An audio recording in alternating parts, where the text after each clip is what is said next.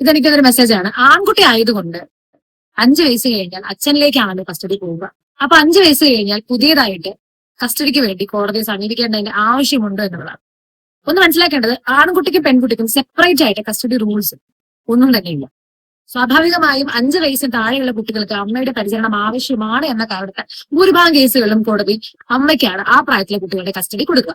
അതിനർത്ഥം 5 വയസ്സ് കഴിഞ്ഞാൽ അച്ഛനിലേക്ക് ഓട്ടോമാറ്റിക്കലി കസ്റ്റഡി പോകും എന്നുള്ളതുമല്ല. കോടതി എപ്പോഴും ഇമ്പോർട്ടൻസ് കൊടുക്കുന്നത് കുട്ടികളുടെ വെൽബീയിങ്, കുട്ടികളുടെ എഡ്യൂക്കേഷൻ, അവരുടെ മാനസികവും ശാരീരികമായിട്ടുള്ള പ്രൊട്ടക്ഷൻ, കുട്ടികൾക്ക് ജീവിക്കാൻ അനുസൃതമായിട്ടുള്ള എൻവയോൺമെന്റ്, സമാധാനപരമായിട്ടുള്ള എൻവയോൺമെന്റ് എന്നിവയ്ക്കാണ് കോടതി ഇമ്പോർട്ടൻസ് കൊടുക്കുക.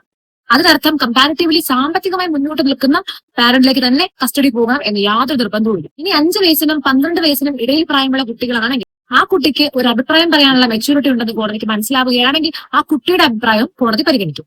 അതർവൈസ് 5 വയസ്സിന് താഴെ പ്രായമുള്ള കുട്ടിയാണെങ്കിലും മുകളോട്ട് പ്രായമുള്ള കുട്ടിയാണെങ്കിലും കുട്ടിയുടെ വെൽബീയിങ് ആണ് കോടതി എപ്പോഴും ഇമ്പോർട്ടൻസ് കൊടുക്കുന്നത്. കുട്ടിക്ക് പാരന്റുമായിട്ടുള്ള അറ്റാച്ച്മെന്റ് ഏറ്റവും ഇമ്പോർട്ടന്റ് ആയിട്ടുള്ള കാര്യമാണ്.